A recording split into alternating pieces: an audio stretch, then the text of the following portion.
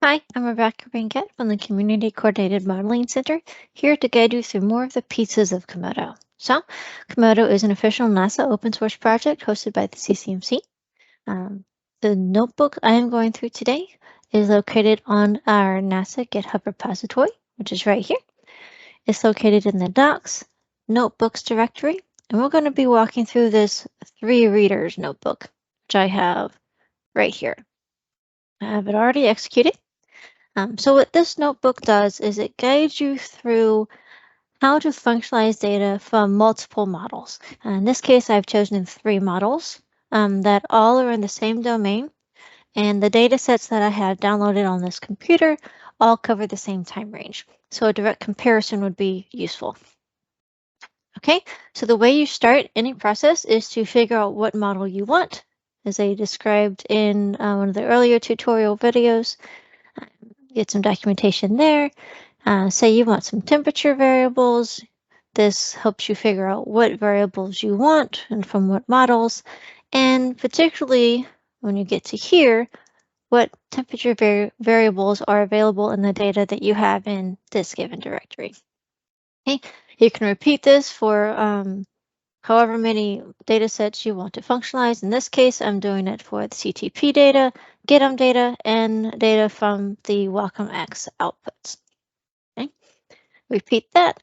And then to functionalize the data that you want, you retrieve the model reader using this MW model reader statement here, and execute the reader with this syntax. You give it the file directory, and if you don't want all of the variables in that data functionalized, you just give it a list of the variables you want. In this case, we're looking for neutral temperature and ion temperature. And it functionalizes everything it needs to get it done. Do the same syntax for GitHub and for WacomX. Pull all of that into a single Komodo object, and now you have the CTP, GitHub, and WacomX neutral temperatures functionalized all in the same object. Syntax is all identical, very easy to do. So the next thing that most people want to do is plot the data and see if it looks reasonable. Try to understand what that data is representing, what physical things are happening there. Well, in order to plot, you need to understand what the range is for each coordinate. Okay, and this particular block of code is how you do it. So notice that the names I have in this list are exactly the names that I gave this data in the Komodo object here. You can change this, re-execute it, and the name will change. But then you also need to change the name here. Otherwise, you can just execute this as is, and it will output the name of the coordinate system, the number of grid positions for that coordinate, the min and the maximum values for each of the coordinates that the given variable depends on. In this case, all of the variables are 4-dimensional. They depend on time, longitude, latitude, and height for the CTP, GitHub, and WacomX neutral temperatures. Well, you notice the time starts at 0.25. Well, that's obviously a reference to some sort of thing, which is stored in this file date, just as I said in an earlier tutorial. So in this case, I have selected a data set from all 3 models that all start at on the same date. They don't have to all start at the same time, as you notice here. The minimum time values are different. This one's 0.25, this one's 0, this one's 0.167, and so on. But the reference for each of them is the same because it's midnight on the first day. That's the standard done in all of the model readers. So now that we understand the coordinate ranges, we can easily select appropriate values for a plot. In this case, I've selected a time value of 12 hours since midnight and a height of 300 kilometers to plot the neutral temperature from the CTP. This is the syntax. You can change the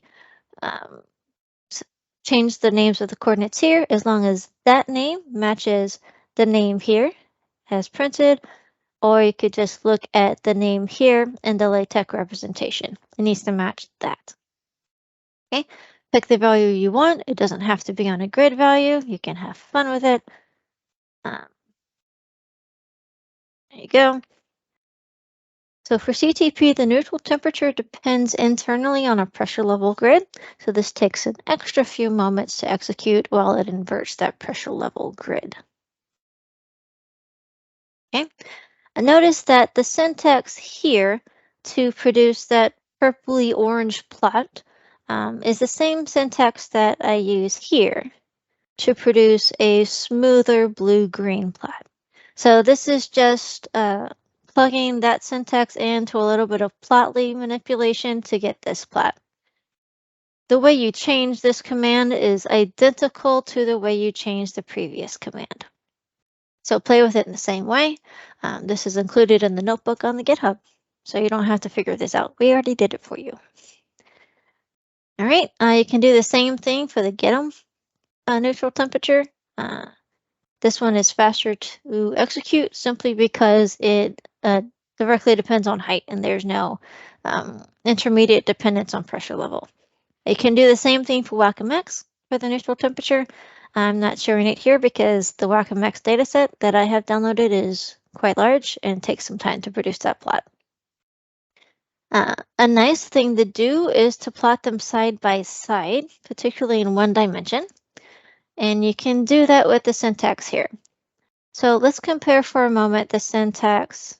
I'm going to copy this piece so that you can see it side by side on this other piece and compare it more directly.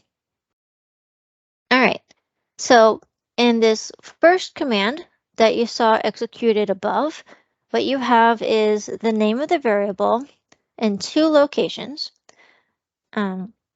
And in this plot partial keyword for that given variable, you have the coordinate name and value for each coordinate that you want to slice through.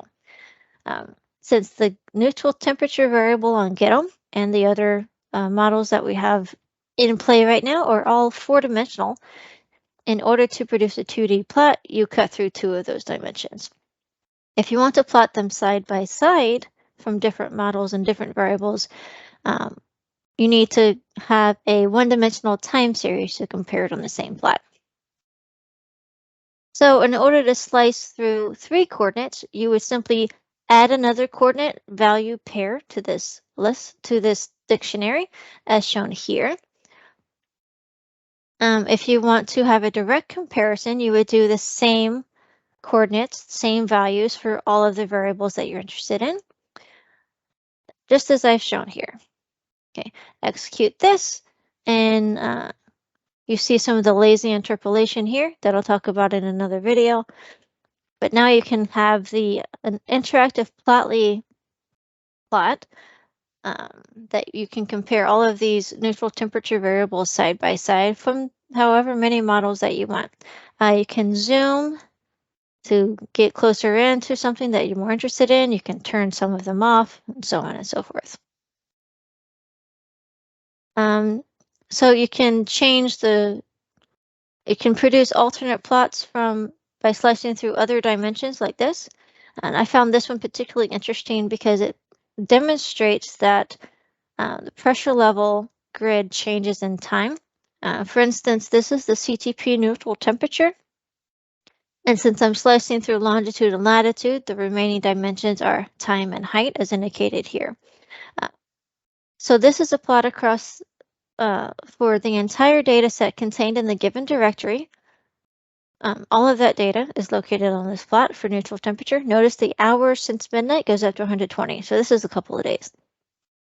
But also notice that the height range changes with time because the pressure level changes with time and position. So interesting to look at. You can dig into this more. And this is the same interpolator execution that I talked about in a previous video, so I'm not going to go into any detail here. You can repeat this plotting capability for any of the variables that are functionalized in the Kamodo object produced. So that's the end of the video for the 3Readers notebook. Feel free to play with it on your own, download it, get the data from CCMC or wherever else you get model outputs from, and have fun. See you in the next video.